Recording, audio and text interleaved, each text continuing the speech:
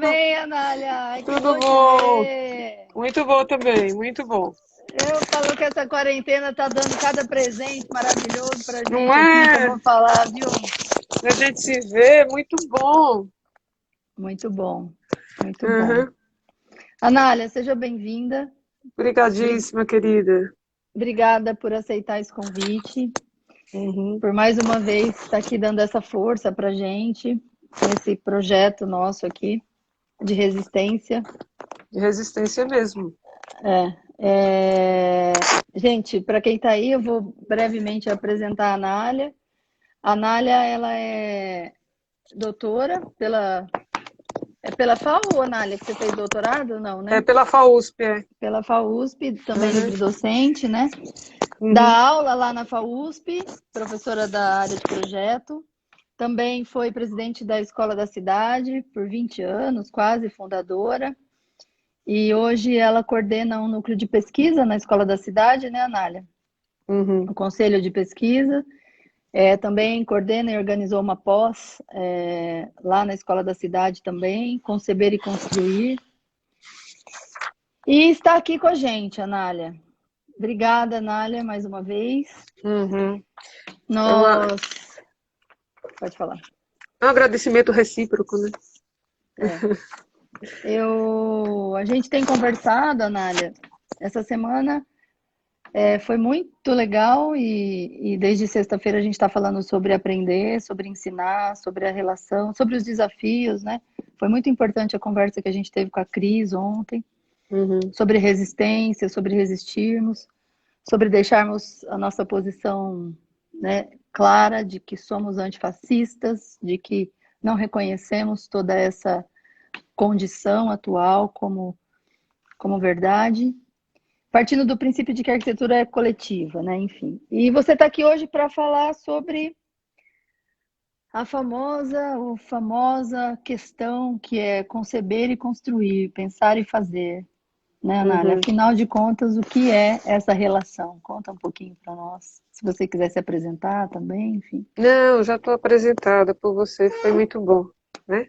Só quero dizer que a minha graduação foi em Pernambuco, na Federal de Ah, Pernambuco. sim, sim, sim. Né? Aí que depois, logo depois de formada, é que eu vim para cá com essa ideia de que para se fazer e para se construir precisa estudar muito. Né? E lá era mais a parte de urbanismo e sociologia urbana, e eu tinha uma vontade mais ligada à construção do edifício, da cidade enquanto desenho urbano. Eu não tinha muito noção de que era desenho urbano. Mas era essa. Eu vi arquitetura em tudo, eu continuo vendo arquitetura em tudo, na infraestrutura, no urbanismo. E como uma das essências mais importantes, né, como expressão arquitetônica é a construção, eu sempre tive ligada à, à, à ideia de construir, né? A ideia de na construção que você consegue verificar a imagem que você carrega. Depois eu vi que, de fato, né, não era uma inquietação minha, era inquietação atávica, a gente carrega isso como arquiteto, né? Que é assim, se você vê os arquitetos que são formados, assim, arquitetos porque constroem, mas estão ligados muito mais às mãos, digamos, né? Muito mais ao exercício, ao ofício, mas não tem instrução, eles não completam a responsabilidade na obra. E, ao mesmo tempo, aqueles que confiam na teoria e nas letras, eles perseguem uma sombra, como dizia Vitruvio, mas não a cor, né? Então, acho que aprofundar nessa busca teórica e prática, eu acho que é um exercício que a arquitetura se comprometeu a fazer. Né? Tanto é que fala isso, não sou eu, né? Todos os tratadistas falaram isso. Né? E hoje, até hoje, o Zaha Hadid falou isso e fala nos seus livros, né? O Rancourt fala isso, o Eisman, o Van Eyck, o Gropius fez uma escola para isso, né? O Mies, o Wright. A gente vai carregando essa, né, o Boulez falava nessas teorias todas, o Alberto, o Vitrúvio, quer dizer, o Palladio, a gente não está sim. só nessa história. E é sempre, e aí eu venho um pouco nessa chave de que o que a gente quer é lidar com a incerteza, né? E a gente está no reino atualmente das incertezas. Então é um momento muito bom de conversar a respeito dessa providência, que é saber pensar fazendo e fazer pensando, que era na Gênese como é o motivo, né, que nos fazia, que resumia e que resume a história da pós-graduação, conceber e construir, que a gente vai fazer, começa em 2019 na Escola da Cidade, e que expande uma época que não só após que começa em 2019, mas o curso técnico de humanidades que começa em 2020. Começou, teve 15 dias de aula, agora se mantém conectado, o pessoal se mantém conectado remotamente, naquele compromisso de que a Cris falou ontem, que mais importante que tudo é a gente estar conectado, estar ligado, né? Reunindo todas as forças, assim, todas as aptidões que nós tivermos nesse momento. Nunca foi tão importante a mobilização de todos os nossos ensinamentos, de todas as nossas aptidões, de todas as ciências, na construção não de certezas, porque essa a gente nunca teve, né? Sempre foi um dado. A única certeza é que a incerteza existe e né, constante, né? Então a gente está tendo a sorte o desdita, mas a oportunidade ou a circunstância de estar no olho do furacão, né? De ter entrado nesse vórtex, mas que pode ser uma chance Na realidade, a gente já vinha construindo a ideia de incerteza desde o final do século passado, né?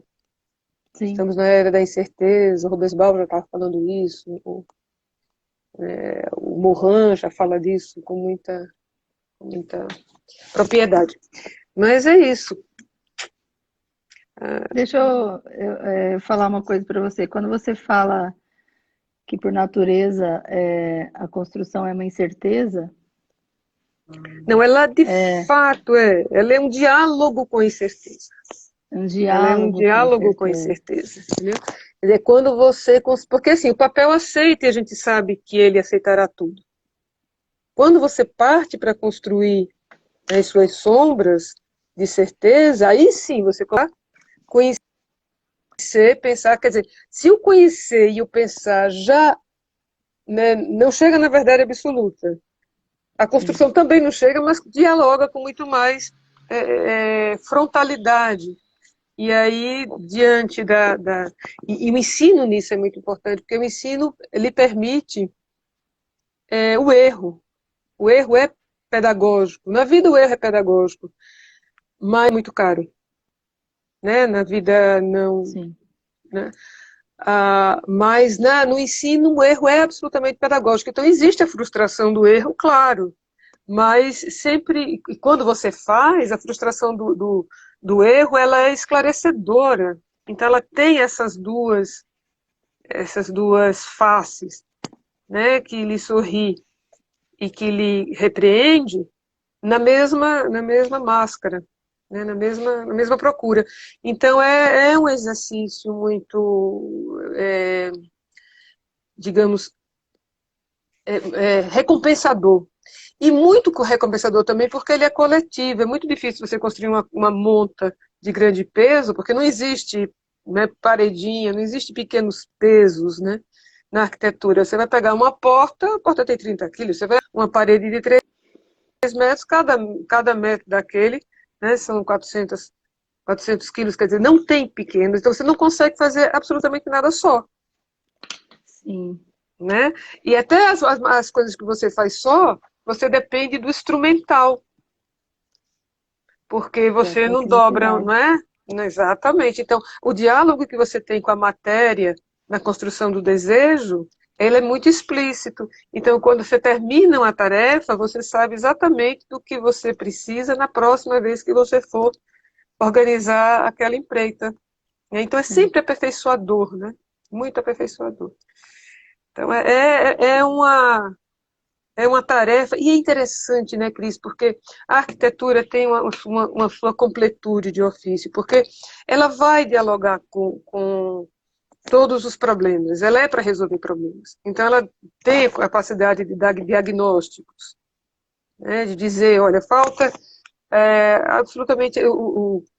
a gente tem um terço das cidades com problema de saneamento básico, né? E isso, com meio da pandemia, isso, bom, a gente tem como propor. Alô? Oi, travou? Anália? Oi, oi, oi. Tá aí? Oi, nega. Tá travado, Tô, peraí. oi. Você Uhum. tá Voltou, travando não? aqui, peraí. Deixa eu ver como Voltou, é que a voltou, gente... agora voltou. Voltou? Tá. Então, a gente tem a Voltou. possibilidade, né, de fazer o diagnóstico, de fazer a proposição e de sair em busca da viabilidade da construção, de tornar aquela imagem que se tinha, que resolve, ou resolveria, ou que se propõe a resolver questões diante da factibilidade, né, da construtibilidade, da possibilidade de ser construído. Então, esse que é o diálogo que eu acho que a gente tem capacidade numa hora como essa, responder com um pouco mais de persistência, né? Não com as certezas, porque a gente nunca acreditou nelas, a gente vive no mundo do etéreo, a gente vê a coisa antes dela acontecer, então é duríssimo estar vivendo essa pandemia e ver o custo humano da nossa incapacidade de haver equipado as cidades, né? A quantidade de vidas humanas é injustificada. Mas, ao mesmo tempo, a gente está diante de uma profissão que pode sair para lutar, propondo coisas, propondo mudanças, né? Tem esse alento. A gente não está no rol das profissões de extinção, né? Que precisa ser reinventada. Então, de qualquer maneira, eu servo, né? Somos servos da sociedade, como fala muito bem o Rezipiano. E a hora de servir é absolutamente agora. Então, é tempo, sim, de pensar nas soluções e se habilitar tecnicamente para isso. É tempo de estudo, né? É tempo de pegar os banheiros públicos e resolvê-los, as valas sanitárias e resolvê-los, os grotões, os charcos, né, os úmidos. É tempo de recapitular, né, porque isso já tem resoluções técnicas, né? A gente não dormiu no ponto, mas de forçar para que isso aconteça, né? Ter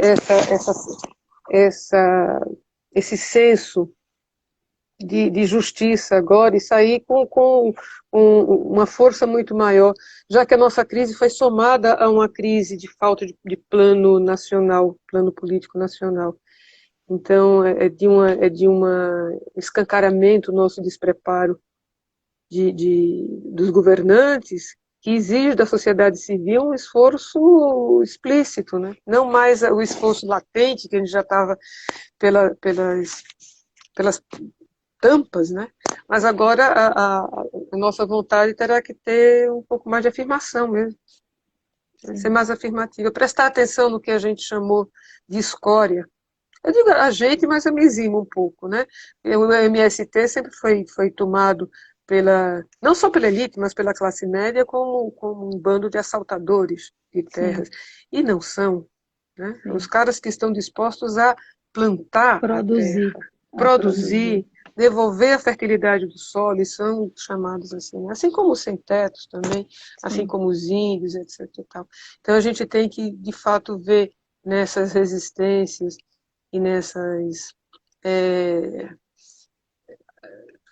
não só as resistências, né, mas nessas lideranças. A escola tem que formar líderes. Não é possível que a gente tenha políticos tão despreparados, tão torpes, tão oportunistas, né? Então a gente tem que formar liderança. O político tem que ser um cara que tenha proposta, assim, tenha plano, tenha consistência, desenhe as suas alianças, né? Porque se é necessário fazer, pelo menos fazê-las com previsão, né? E é um pouco isso, porque a gente também tem uma, um outro desafio a fazer que é muito interessante, porque a gente sempre fez toda a nossa arquitetura baseada em programas, e os programas não estão funcionando, né? A coisa não estão funcionando porque precisam ser revistos constantemente. Não é que não estejam funcionando porque tem falha, é porque eles preveem uma realidade e a realidade muda. É mutável. É mutável. Então, está na hora de ter para si muito mais a estratégia como a nossa aliada e aí nos habilitarmos à mudança constante do que propriamente voltar a um programa. E isso quem é professor está entendendo perfeitamente, a duras penas, né, que eles perguntam dentro da universidade, mas qual é o programa do próximo semestre? Quando na realidade a pergunta é qual é a estratégia para o próximo semestre? Não é? Né? Porque eu estou listando, eu me lembro ter conversado com o Jaime Martins. O Jaime Martins foi correspondente do Brasil na China, durante toda a época da Revolução Cultural. Antes da Revolução Cultural ele já estava lá. Ele viajou, ele era jornalista, e quando ele quis voltar aqui já não dava mais, porque o cara vinha da China, imagina, o cara era comunista que vinha da China. Então ele foi preso, voltou, já tinha família lá, e era o correspondente na hora do Brasil, da China para cá. E aí lá para as tantas, ele conversando, foi numa palestra, depois é que a gente conversou um pouco mais. Ele disse, quando o muro de Berlim caiu, em 89, 1989, a China, que era o partidão, que é até hoje, se reuniu e durante 3 dias e 2 noites seguidos não fizeram mais do que discutir o que era a queda do muro de Berlim. E saíram dali com estratégias, né? Então, acho que está na hora de fazer essa lição. Fazer uma espécie de crítica, uma crítica e uma autocrítica constantes, que falta na nossa elite, falta na nossa representação política, falta nos nossos bancos acadêmicos, né? Mas, e fortalecidos também, mas com ideias a se apostar, né? Eu acho que agora é a aposta, não a aposta da jogatina, né? Mas a aposta do que os teóricos fizeram, de modelos, de outras organizações. Apostar nesse tipo de, já que a era da incerteza, né? Apostar como uma forma de empenhar-se numa meta, e que a meta tem que ser, vamos arregimentar todo o conhecimento que temos, toda a nossa maleabilidade de convivência, né, e todas as nossas aptidões, para que a gente consiga ter uma certa, um certo sucesso, né, na, na vivência a que foi nos dada, né? Temos que aprender a viver. Eu acho que a história é essa, né? Você coloca esse diálogo da incerteza. Você acha que você reconhece ou você identifica que há, de fato, uma polaridade nesta relação do conhecimento produzido e da construção? Assim, como que você colocaria essa ponte, talvez? Ou eu, às vezes, chamo até de hiato, né? Que é esse momento entre que me parece que ou eu vou construir ou eu vou me instruir. E aqui eu trago a pesquisa em projeto, né? E qual o papel na construção dessa conexão entre pensar e fazer da pesquisa? O que é a pesquisa em projeto, Análise? Uhum. Bom, temos umas conversas muito boas quando a gente, diante da academia, que sempre acha que o artista não produz ciência, o artista não produz conhecimento, né? Que projetar já é uma estratégia de produção de conhecimento, né? Por quê? Porque quando você está diante de um desafio, por exemplo, vamos pensar agora na questão sanitária, né? Vamos trabalhar a questão das periferias e vamos resolver, ou tentar resolver, ou fazer um plano de ação e retroações do sistema hídrico. Ora, para fazer isso, você tem que ter uma quantidade de índices, quantificações, resistência dos materiais, além de todas as solicitações de beleza, né? E junto a tudo isso, você ainda tem que ter a legitimidade do usuário, que entra numa chave que alguns negam, mas ela cada vez mais é em contexto, para algumas situações não adianta você vir e impor. Então, exige uma quantidade de arcabouço, é um arcabouço mesmo, né, de conhecimentos, de traquejos, é um serviço muito, muito árduo e muito amplo. Ora, se isso não é conhecimento, se não é produção de conhecimento, considerando que o conhecimento também está no rol das incertezas, porque ele é produzido, especialmente, né, porque o conhecimento é uma criação e pode estar sujeito também a erro, né? A incerteza cognitiva, né, que é chamada incerteza cognitiva, você pode estar respondendo a fundamentos e esses fundamentos estarem errados, historicamente se comprovarem errados, né? Tanto é que se quer que o conhecimento seja a supremacia da verdade, aonde está a verdade? Onde estão os resquícios do Império Romano, do Império Assírio, do Império Egípcio? Quer dizer, exatamente, quer dizer, a gente não tem permanência. Então, por que se quer permanência, se elege um conhecimento como se ele fosse imutável, né?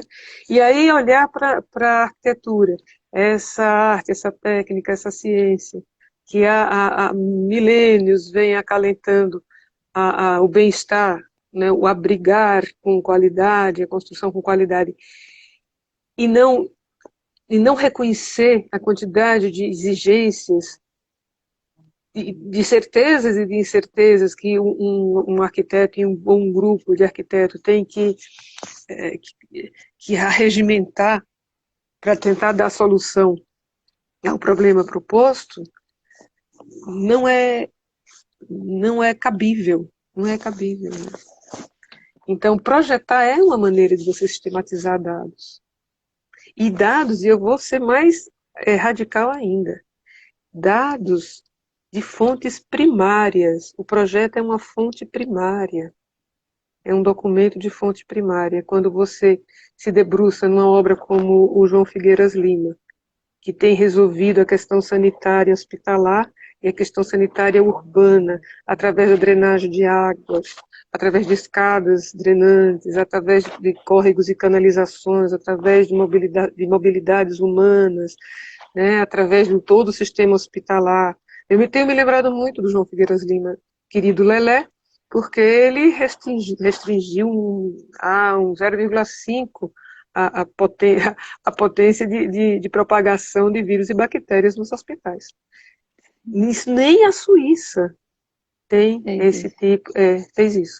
Então, isso não é conhecimento, Deus do céu? Se isso não é conhecimento, que seja, que se torne, que seja respeitado, né? Eu não digo que é qualquer croquis que qualquer pessoa faça, etc. Claro, a gente tem que se espelhar nas pontas, mas buscando a excelência, certamente. Mas é uma estratégia de esvaziamento da profissão, que eu nem gostaria de falar tanto aqui, mas teria, porque quando é criada a Lei 8666 para separar o cara que projeta, o arquiteto que projeta, do arquiteto que faz, executa, né, e isso se torna lei, né, dentro da lei de licitação, da legislação, e isso aparta de uma estratégia malévola. Sim. Mesmo, né? Sim. Extremamente pensada, E que é isso que tem o CAL que se rebelar contra, né, tem que o IAB e todo. Então, isso eu acho que vão ser lutas que vão ter que escancarar. E sobre a desculpa, né, que era para evitar a corrupção, né?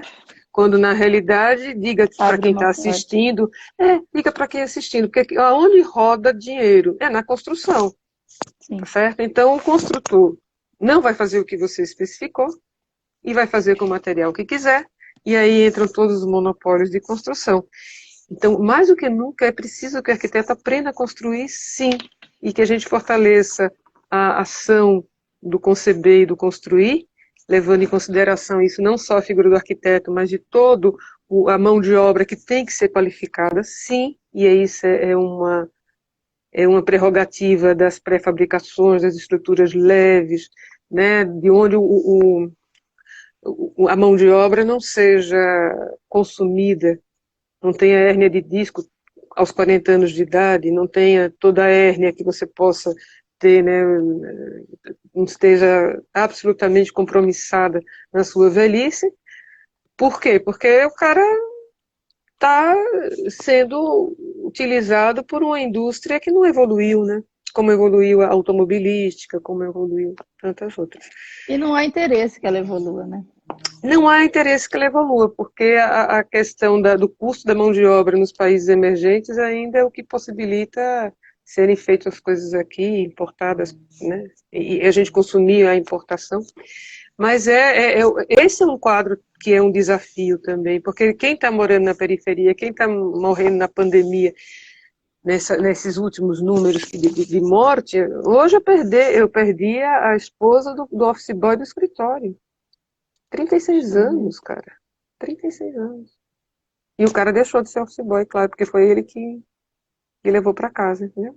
Tá num parafuso. Quer dizer, tá muito próximo, Cris, não é? Sim, A, a periferia somos todos nós. Quando um filho de uma pessoa de dinheiro vai para um hospital e é medicado regiamente por uma pessoa extremamente capacitada, e por um engano, o enfermeiro por algum engano, troca mililitro por miligrama e mata o filho dessa pessoa, e essa pessoa era contra a cultura, essa pessoa era contra a Lei Rouanet, essa pessoa era contra o MST, essa pessoa era contra, né? Não é possível que ela não entenda que somos uma humanidade só. Eu acho que sim. a gente chegou a uma consciência. Um é que a gente, de fato, vive numa era da incerteza. A outra é que a humanidade é um Só. corpo único só. Né? Essa eu acho que é a grande consciência do final do século XX e que povoou o século XXI, é que a gente faz parte de um corpo único, não tem. E que a gente tem limites, sim, de conhecimento. Nosso conhecimento está limitado. Escancarou mais do que ele sempre esteve limitado, mas escancarou muitíssimo agora. Né? A gente não tem a vacina, a gente não sabe. Tá, né, tateando, tomara que chegue logo, enfim. É o que a gente aposta todo dia, né? É. Mas os nossos conhecimentos têm limites, né? E assim como o planeta também tem limite, então a gente chegou no começo desse segundo decanato do século XXI com incertezas, né? Na era da incerteza nós consideramos, que o planeta não comporta a demanda humana e põe em risco a existência humana, não a dele. Não vai explodir esse Sim, negócio. Né? A vida sim. é de um prodígio, não para, a natureza não para, trabalha dia e noite, sem parar, sem parar, sem parar. A gente é que dorme, mas também para poder se renovar. Né? Mas a gente vai estar correndo um sério risco, né? Porque a gente tem a nítida impressão, aliás, a gente tem a certeza, a gente tem a nítida impressão que vai demorar, mas a gente tem certeza que quando o sol apagar, a gente já, né? A gente é uma boa parte dessa história. Então, esse começo de século é de uma revisão muito, né, de várias noções, né, de várias ações, muito estarrecedora, mas a literatura sempre mostrou isso, a filosofia sempre mostrou isso, né? Sim. E é possível aprender, Anália, diante dessa situação? Olha, É possível, mas como aprender navegar nesse ato aí, dessa relação entre esse pensar e esse fazer, e sair a ser propositivo, sair a reconhecer? Como aprende? o seguinte, a gente como professor, e aí eu falo, né, como professor que somos dos nossos filhos, dos nossos estudantes, dos nossos amigos, né? Uma pessoa que avisa. O professor é aquele que avisa. Mas tem uma passagem muito boa quando a gente vê que o aluno aprendeu a aprender sozinho, entendeu? E que ele está lá no interior da Bahia, ou está na cidade, está lá na Austrália, está não sei aonde, está no sertão do Brasil, Tá imprudente. tá imprudente, exato. E continua, por quê? Porque ele aprendeu a procurar e a tentar solucionar. Então ele aprendeu a aprender. Eu acho que isso que os nossos pais, ou os nossos ancestrais, ou os nossos amigos, ou os nossos mestres, os nossos exemplos nos dão, que é essa autonomia, é que faz com que o ensino se justifique, né? Uma pergunta muito boa que está surgindo agora, que é a questão do ensino. Imagina, a gente faz um curso que, se você olhar, é prático, Sim. totalmente prático. Então, a gente está dando a parte teórica e solicitando muitíssimo que os alunos façam os banheiros públicos e células de sobrevivência. A gente está nessa chave porque ela é muito candente. E as respostas são maravilhosas, de uma competência tamanha que diz assim, puxa vida, não é em vão, essa relação existe, né? Agora, claro, seria muito melhor se estivesse fazendo protótipos, se tivesse isso. Aí vem a famigerada conversa do ensino remoto, né? Hum. Quer dizer, a gente vai precisar de todos os ensinos, todos, os remotos, os presenciais, os telepáticos, todos. O que a gente não pode fazer é deixar o rico empresariado da educação enriquecer mais ainda com isso. A gente tem que Sim, fazer o ensino remoto para que chegue como um elemento inclusivo e fazer das ferramentas as ferramentas para valer, a ponto de a gente poder fazer cirurgias remotas, como já se está fazendo. E a gente poder jura? fazer. Sim, sim, sim. Eu tenho um cunhado que faz cirurgia remota, né? Bariátrica, assim, delicadíssima. Ele está fazendo com as mãozinhas, e as mãozinhas estão lá, estão aqui, ele está em Recife, é um negócio impressionante. Ora, é tudo remoto, é isso, a gente não pode jogar a criança com a água do banho, né? Agora, o que aflige essa equação da dispensa dos professores. O que está mostrando essa pandemia no ensino emergencial, mas remoto, é que é muito mais necessário professores e relação de professor-aluno do que antes.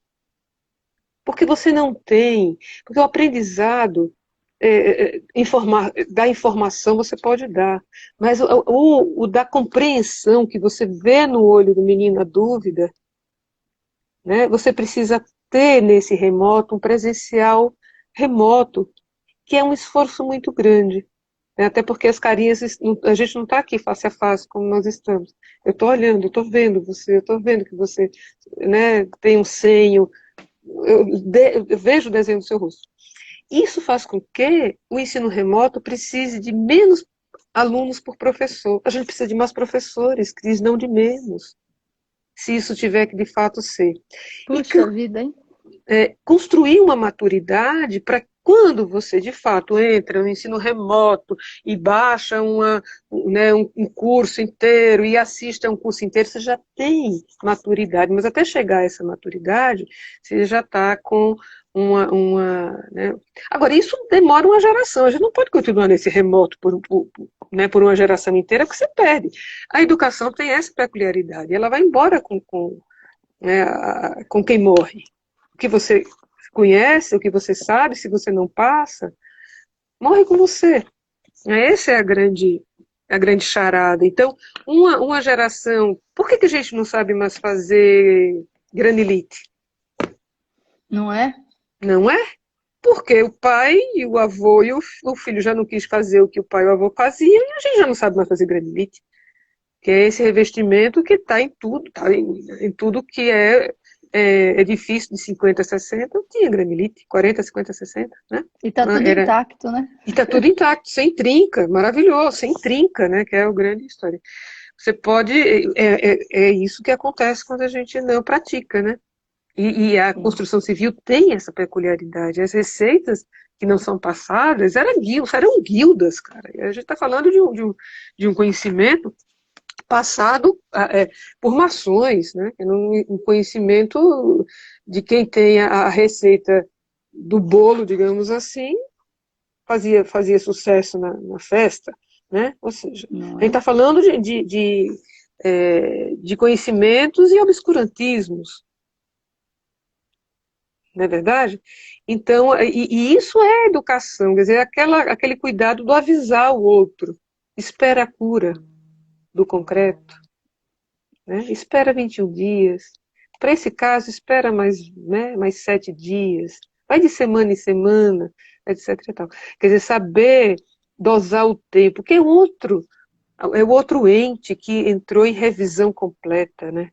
Que tempo é Sim. esse, Cris, que estamos experimentando? Que dá, né? Que nos exige muitíssimo, né? Porque, além de tudo, a gente tem que administrar nossas angústias, lutar contra um serzinho absolutamente invisível, que chega a qualquer momento, né, por um vetor querido, olha que Que enrascada. louco. É um tempo muito... E quando você diz assim, mas quando nos veremos de novo, Cris? Quando nos abraçaremos de novo? Não é isso? Então, a noção de tempo também entrou num processo de revisão e é coisa para a gente pensar juntos, né? Qual é a nossa aposta? Agora a gente tem que apostar em alguma coisa. Já que a incerteza né? Virou a era explícita da incerteza, vamos às apostas. E aí eu acho que a gente não tem direito, em nome dos nossos filhos, dos nossos descendentes, de apostar numa coisa que não seja correta, Sim. politicamente bem construída. Entendeu? Eu acho que é essa aposta que a vida está nos chamando. A gente tem que acertar procurar acertar mais do que errar. E afastar os que são daninhos. Eu acho que essa é acho que de todos os desafios atualmente, ainda se acrescenta isso, né? A gente não Ainda precisava, não precisava, né? Não precisava, mas precisa. é, Mas é é isso. Quem necessário. sabe, tem um termo que eu aprendi num conto que se chama serendipidade. Eu nem sei pronunciar. Serendipidade, que é o ato de descobrir coisas boas ao acaso. Muitas coisas foram descobertas ao acaso, né? O Teflon, né? E coisas do reino da construção, então nem se fala, Nem se né? fala. E é isso, voltando para nosso tema, conceber e construir. Se você não entrar na prática, você não tem a chance de descobrir coisas boas com o acaso. Então é esse convite que a gente faz, venha praticar o que você sonhou, desenhou, pensou, venha fazer pensando e venha pensar fazendo, venha unir a cabeça, a mão ao coração. Né? Quem assistiu a live do Yoyomar, que fez 3 horas de bar, como um requiem para quem se foi e como consolo para os que ficam, uma hora ele disse, o que eu toco vem direto do coração para minha mão. 3 horas sem partitura, Cris. 3 horas de transe. Uma coisa impressionante. E presente da pandemia, no final das contas foi um presente da pandemia, né? Mas a gente vai aprender sofrendo muito. Por exemplo, agora, nos Estados Unidos, com essa revolta justa, mas num momento absolutamente crítico, né? O que será isso daqui a 10 dias, Cris? não é verdade? Pois é. E a gente também, por conta da nossa instabilidade de condução, o que seremos nós daqui a 10 dias, né?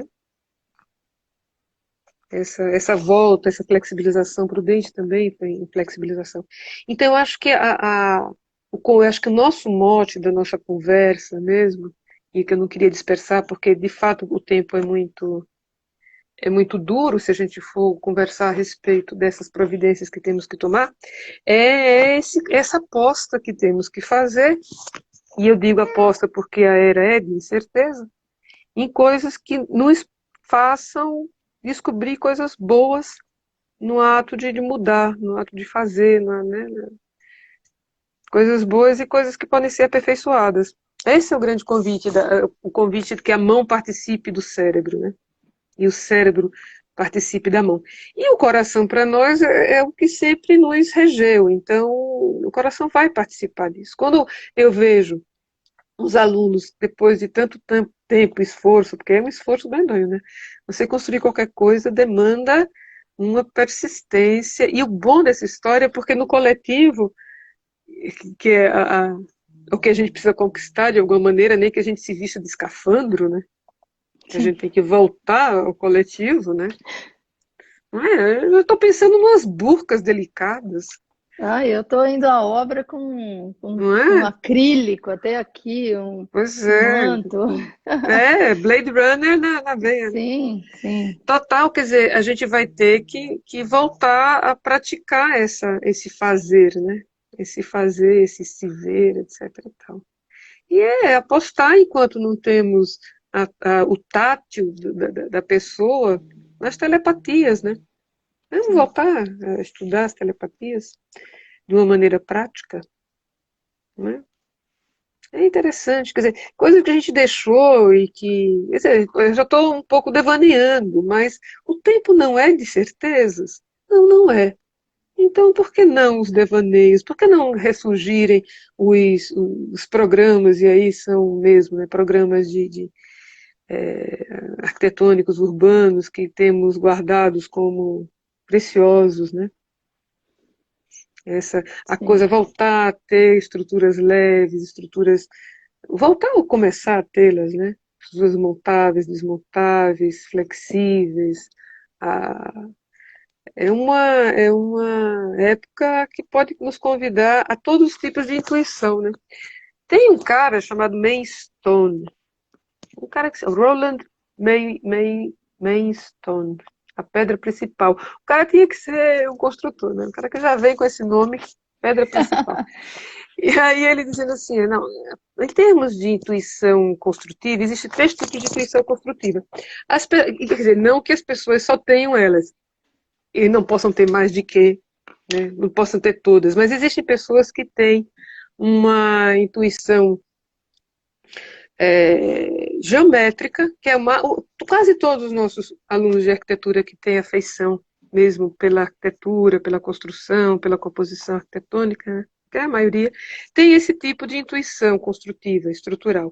Então ele vê pela geometria o equilíbrio, ele já intui que aquele balanço, né, sem apoio, ele já começa a desenvolver o que eu chamo de uma desconfiança, uma memória estrutural, uma memória dimensional. Você olha e já começa a dizer que esse negócio não está dando muito certo. E depois de um certo tempo, você já começa depois de memorizar o que dá certo e a entender os fenômenos, você já começa a ficar mais astuto nessa história. E aí eles que tem outros que desenvolvem a intuição estrutural e construtiva através do cálculo, da matemática.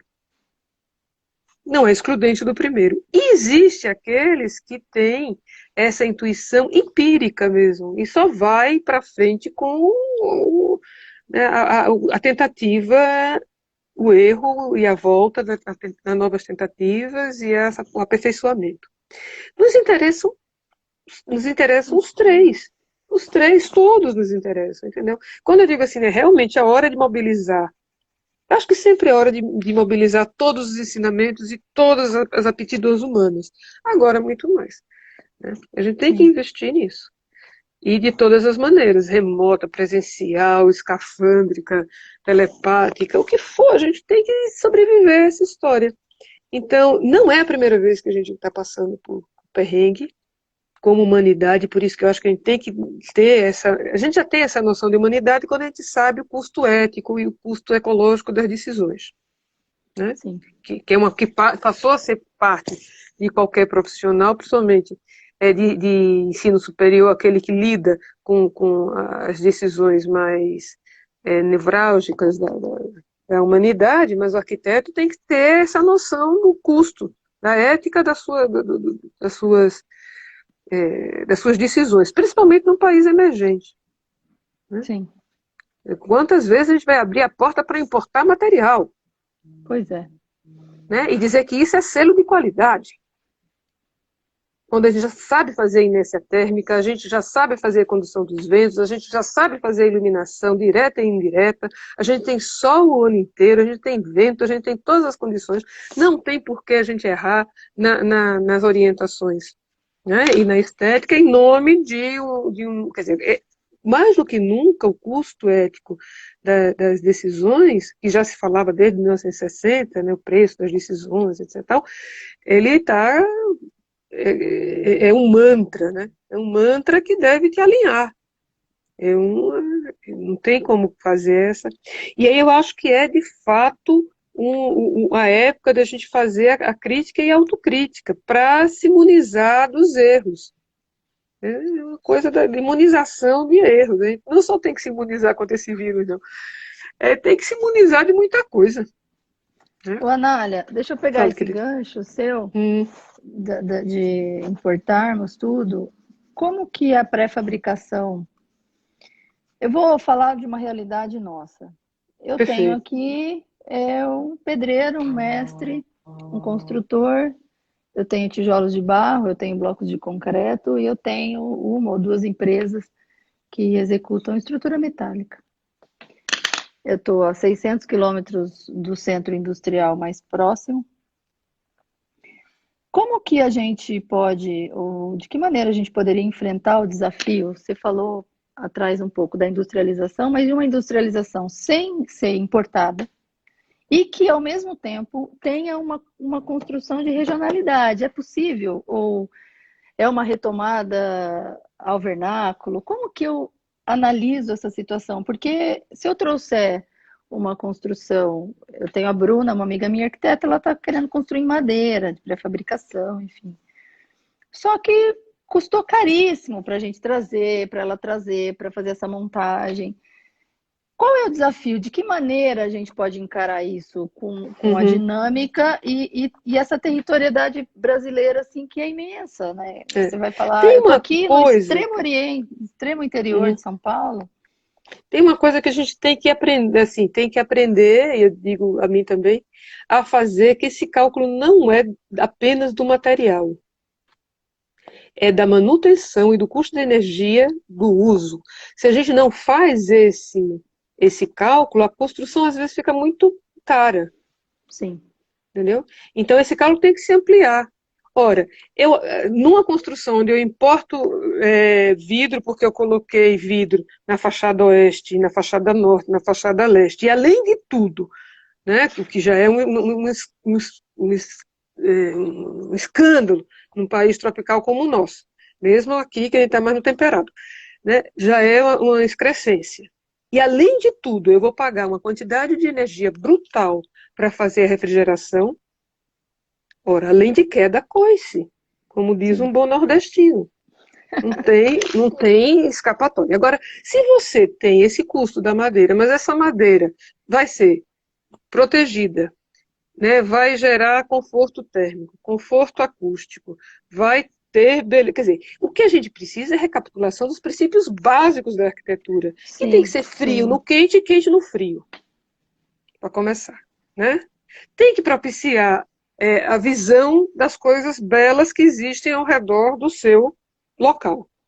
Nem que a janela seja diminuta, porque a beleza fosse escassa, a gente vai ter que ter essa noção de onde eu estou. E por isso essa uniformidade, essa praga dessa repetição, a gente tem que rever completamente, né? Saber das sombras, e fazer como o Armando de Holanda dizia assim, construir no Nordeste é construir sombra. É voltar para o fenômeno. Os materiais vão surgir. Né? E você pode se dar, inclusive, o luxo de importar uma coisa ou outra. Agora, o que não dá é você impor uma estética, e por cumprir essa estética, você tem que engolir goela abaixo uns selos, e mais selos né, de A e de B e de C, para dizer que aquilo tem sustentabilidade, que é o grande termo né? Mas não tem, pode ter a sustentabilidade física, mas não tem econômica, não tem social, não tem energética, né? E vai por aí. Então, acho que se a gente volta à leitura mesmo do que é o conforto e a beleza, e a gente pode se dar o luxo de ter até algum luxo na história, entendeu? O que demanda o cara conhecer, isso é interessante você ter tocado, porque o que demanda que a gente tenha, ao aprender a construir, ao aprender a projetar e construir e ter essa relação um pouco mais estreita, a saber qual é a quantidade mais justa, e isso é interessante falar, né, justa e certeira, do metal, numa alma estrutural. Né? O quanto de metal eu preciso para sustentar esse nó. É como se você dissesse, né, para o cirurgião qual é o tamanho do corte que debela um problema, né? Então, qual é a justa medida, a espessura, qual é de uma parede dentro de um clima que a amplitude, temperatura, então exige, de fato, uma quantidade de informações que podem ser alimentadas pelos programas do INPE, pode ser alimentada, é isso, a gente precisa arregimentar todas as aptidões humanas e todos os ensinamentos. O nosso compromisso é não deixar o rico mais rico e o pobre mais pobre. Essa é uma equação que a gente tem que resolver. A gente tem que resolver a inclusão com esse compromisso. Todo mundo pode sair ganhando. Não precisa você escancarar, né, tirar tanto de um e solapar tanto de um em favor do outro. Mas os compromissos são muito claros. E aí eu não faço nem distinção se concreto, se vidro, se aço, eu acho que é tudo. É tudo. Todos trabalhando, fazendo alguma coisa em prol de um bem-estar coletivo. De sorte que todos saiam ganhando. Mas o que não justifica é essa discrepância que a gente está, né, vivendo. Então, essa é um pouco a nossa revisão de progresso que a gente tem que fazer, que a noção de progresso foi para revisão há muito tempo, e agora ela está na caldeirinha já. Ai, quanta coisa boa, né, Nália? Opa! Eu fico aqui angustiada um pouco estamos. E o desafio, eu perguntei isso para a Cris, né? O desafio de ensinar e aprender tudo isso em sala de aula. Eu sei que você já falou muitas coisas, mas eu digo essa ideia do canteiro, da mão, não no exercício da profissão, obviamente, mas lá no exercício do aluno, vinculado à prática da construção desse pensamento ou dessa proposição que ele vai fazer. Que é o que vocês fazem na pós, né? Que você falou. Como que isso vai acontecer efetivamente? Olha, a gente pede ao estudante, desde o comecinho, que ele desenvolva algo que possa ser um protótipo. E olha, eu vou dizer que era uma vergonha, nosso laboratório, eu dizia que a gente fazia a CUSP e a TACAP, porque realmente era tudo muito... Mas se a gente não começasse, sabe, se a gente não deflagrasse, não deflagrava nunca, é um troço que não andaria, né? E agora não, agora a gente já está com máquina, já corta, né? Já melhorou muitíssimo, com a ajuda de iguais, assim. Quando você cafifa numa ideia, e essa ideia tem um compromisso coletivo, vem parceiros, né? Que às vezes não é dinheiro, às vezes é apoio, às vezes é nome, às vezes é uma máquina que enfim. Sim. E aí, eles fazendo o protótipo desde o começo, e agora são 2 protótipos, a gente mudaria para 2 protótipos, mas a gente está se virando de alguma maneira. Eles tiveram a chance de fazer mais de uma vez a mesma peça. E é muito bonito você ver, é emocionante mesmo. É porque é uma emoção diluída, né? Não é um espetáculo, é uma conquista Sim. diária.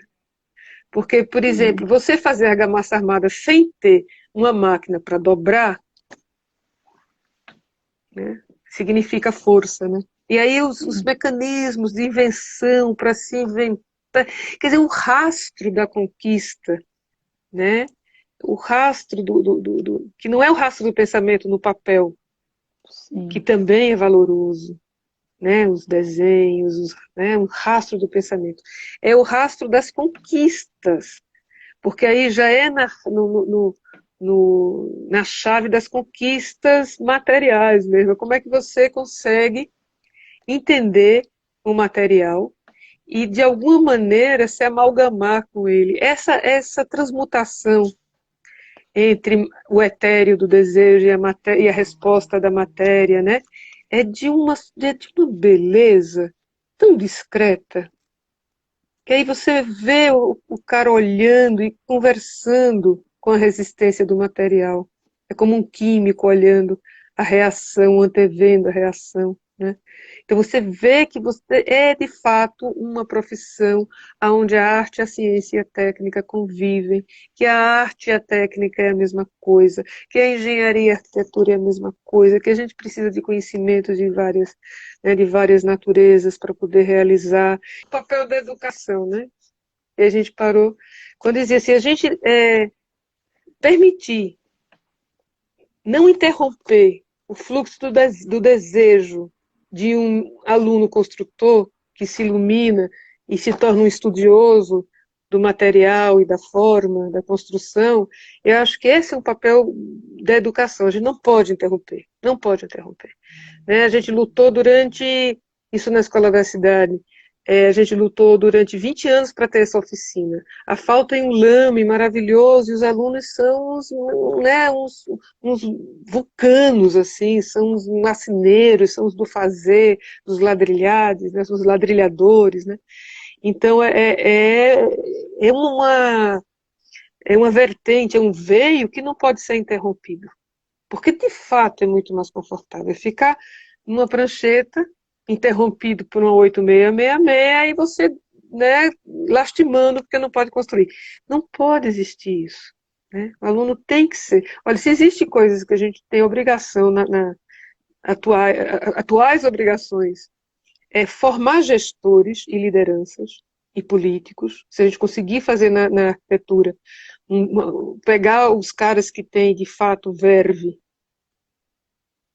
política, né? Porque, olha, vê bem, a gente teve o Lerner, arquiteto, um dos Sim. melhores prefeitos que a gente já teve. A gente teve o Argan em Sim. Roma, Prefeito de Roma. um dos melhores prefeitos que teve. Escritor, arquiteto, obreiro, não é isso? Lerner, político, obreiro. Então, quantas vezes você tem a chance de ter uma um profissional que sabe ver o problema, identificar, fazer seus diagnósticos, a regimentar atores, designar papéis, ser um maestro da orquestra, como a gente costumava dizer no século passado, e que continua tendo a possibilidade de compatibilizar projetos. É uma formação extremamente próxima ao estrategista, tão necessário para, né? Então, se a gente tivesse a possibilidade, eu sempre falei isso com o Ciro, né? A primeira empreita a gente já fez, que é a história da escola técnica, porque a história é o seguinte: se você desenha o que o outro não entende, a gente precisa formar o outro, e o outro está no ensino médio. Então não Sim. adiantava a gente fazer mais de uma escola de design, de geografia, de geometria. Não, era um mestre de obra, né? Então a volta era essa. E a segunda, e ele sempre ria, esse ele não bancou, não, era fazer uma escola de políticos. Tinha uma terceira, que era fazer uma escola de rico. Como é que a Ui! pessoa aprende a ser rico? Sim, porque, né, tem que saber Não ser é? rico.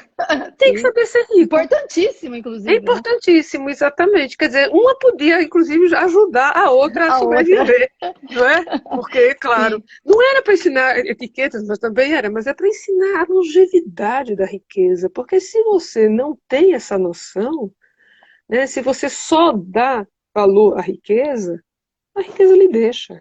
Se você não tiver Sim. sabedoria, né, se você não tiver sabedoria, e aí a riqueza vai olhar para você e dizer assim, não vou abandonar, e vai lhe suprir, entendeu? Mas Sim. se você só tiver riqueza pela riqueza, então, se a gente tivesse uma escola de Nossa, formação de mão de obra, gostei uma escola dessa. de formação de político, né, E uma e uma escola de escola gente de formação rica? de rico, não, digo, você quer ser Nossa, rico, você é rico, você vamos, quer ser rico? né? Vamos. Conformada. Quero recomendar, você ensina a Ah, aristocracia a ser aristocrata. Mas, brincando, a primeira a gente já fez, que é uma forma, né? Estamos iniciando o ensino técnico, médio técnico. Após, para fazer essa ligação, para o cara sair para um mundo profissional e ter aonde se alimentar, porque a gente tem na escola um pouco essa característica de ser uma associação, né? Não é uma empresa, não é um CLTista, assim, não, é associado. Você saiu, mas você continua associado com um clube. Então você pode voltar e ter algum tipo de facilitação mesmo, né? Você é uma associação. Já pegou o vírus, entendeu? eu já me sinto É, já. Eu vou então, fazer essa pós, você sabe, né? Que eu vou fazer essa pós agora que você, ela tá à distância, eu vou fazer agora que ela agora está à distância. no Agora, segundo Cris, você semestre. não é? Agora, uma coisa que você vai fazer, e isso seria ótimo, você já começa dando algumas aulas para a gente. Porque você já constrói, você já projeta, e isso já dá Deixa eu te contar uma uma coisa facilidade. que eu me enveredei agora esse ano, né? Acho que eu nem te contei isso. Eu me enveredei agora em janeiro, quando o Fernando Viegas esteve aqui ano passado, e depois veio você e o Pompeia, e essa coisa do construir, eu aqui querendo ser uma exímia projetista, não distante da construção nem da experiência, porque a gente trazia tijolos, a gente trazia tudo para cá, né? Mas eu falei, não, acho que eu vou para fora. O Fernando veio aqui, ele visitou uma obra nossa e falou assim, Cris, você trabalha numa escala muito apropriada para uma cidade média, e você poderia ficar aqui no canteiro. Aí eu falei, gente, mas como eu pensei nisso antes? Me deu... É E verdade, aí, é verdade. Anália, eu encarei. Eu estou em É. 3 canteiros, com 3 projetos. Aí não cai. Ah, Né? 3 canteiros com 3 projetos que são um diálogo assim infinito, é. infinito e lindo assim de aprendizagem. E a gente Uhum. chega numa minúcia do conhecimento da matéria, que é o que você falou lá no início, né? É pensar construindo e construir pensando. É uma coisa Uhum. linda, linda, linda, linda. É. Mas você podia E fazer, vai ser extremamente bem-vinda. Mas eu eu podia vou até fazer. dizer, baby, você não precisa de um salão de beleza, é a sua beleza. Não, mas é Eu verdade, a vou, gente vou. aprende muito, porque são vários depoimentos e são várias escalas, e é um giro bonito pelo mundo da construção atual e histórica. Eu tenho aprendido muito, Sim. muitíssimo, Que e linda, vejo Nália. que é importante para as pessoas que estão fazendo. A primeira turma saíram 12 trabalhos bem interessantes da primeira turma. E a segunda já está animadinha, já está É. bem, Vai começar já... agora, né? No segundo Não, semestre vai ter um vai, módulo, ou não? é o seguinte, a gente aceita no primeiro semestre e no segundo semestre, né? Continua o barco correr. E a retroalimentação, porque a gente dá uma carga e aí pede o projeto com desdobramentos. E aí, em cima das solicitações, a gente vai colocando. Então, é um curso de estratégia mesmo, é um curso de plano, tem um Uh, plano e tem uma estratégia, porque se vai mais para um lado, a gente vai para. Então, é difícil planejar e dizer, não, temos um ano completamente sim. planejado. Não. É dentro. Como a gente lida com pessoas que são da construção intelectual e ativa, são pessoas do ofício, da profissão, eles têm um tempo do fazer, eles vão mostrar o que estão fazendo, né? Então eles têm um tempo de preparação de aula muito mais ágil do que se a gente pedisse os filósofos que estão com a gente, na realidade é um sociólogo filósofo, a gente pede com um ano de antecedência, né? Porque Sim. o cara é consistente, é um negócio mais, coisa para. Mas o cara que vai mostrar a obra e que vai fazer sua reflexão em cima do feito, né? E são normalmente pessoas muito sinceras, são pessoas que dizem as falhas, isso a gente precisa, Sim, né? sim. Isso é muito legal. Diz um pouco o pulo do gato. Porque até o outro fazer o que ele está fazendo, Ixi, é melhor contar logo. Eu sempre é falo, melhor contar não, logo, eu exato. falo, não dá certo isso não, gente. Não vai, Não vai por aí que é não perda vai por aí que vai perder tempo. Exatamente, exatamente. Né, que coisa. Uhum. É uma, né, eu acho que é uma reedição mesmo dessa particularidade. Agora, o bonito do ensino remoto, né, que a gente está passando, do ensino emergencial, eu não sei mais nem o nome, mas que não é EAD, não pode dizer EAD É porque remoto, é remoto, é né? remoto, é remoto, exatamente. É porque você está dando aula dentro da biblioteca dos caras, né? Sim, Então, mais de uma vez, e dentro do computador do cara. exatamente. Então, mais de uma vez, você compartilha a tela com coisas que você, se tivesse planejado aquela aula da maneira tradicional, PowerPoint, etc e tal, Não ia jamais estar você ali. mostraria.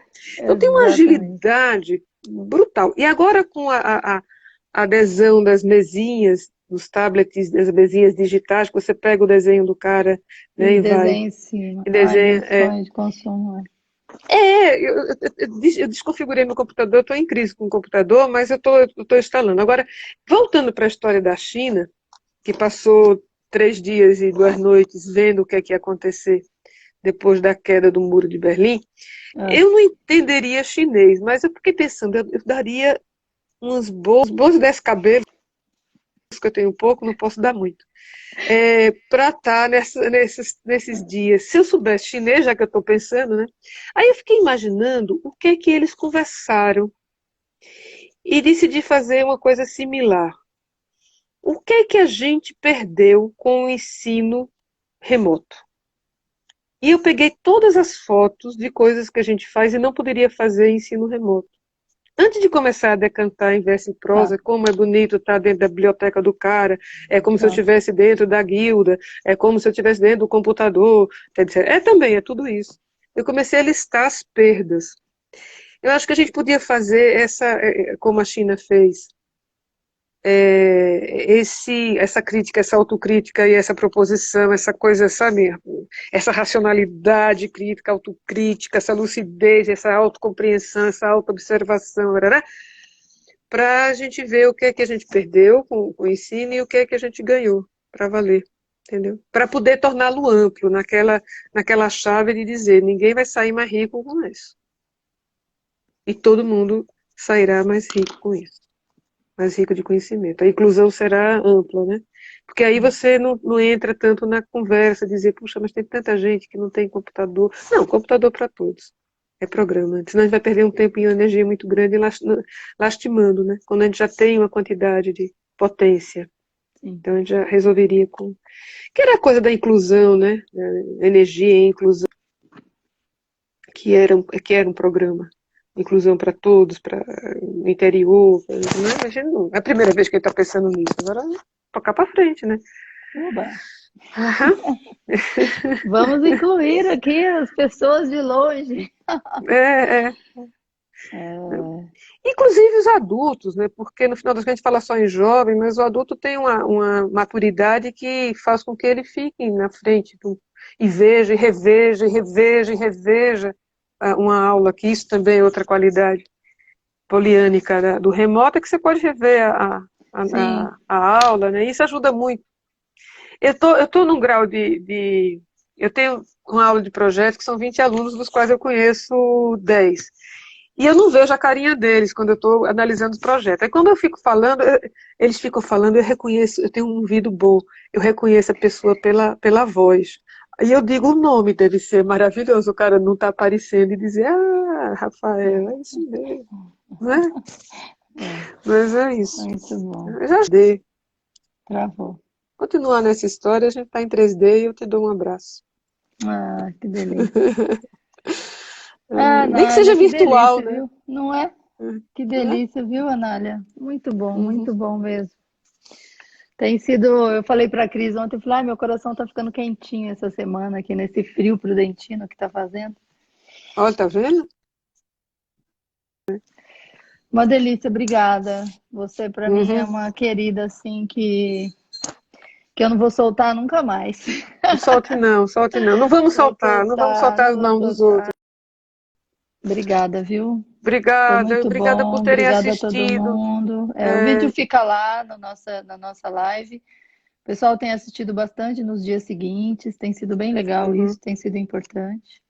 E Exatamente. obrigada, muito obrigada. Eba, Eba. Amanhã, Não, eu lhe né? agradeço muito de aquecer os nossos corações nesse tempo, né, tão pandemônico né, mas panagérico também. Tá certo. Sim, sim. Vamos Um lá, né, não? beijo, viu, Beijo, Anália? queridos, beijo. Beijo. Obrigada a todo mundo que está aí. Um Obrigada. Bom beijo. Tchau, descanso. tchau. Bom Tchau, descanso. tchau. Beijo. Tchau, Tchau. queridos. Tchau.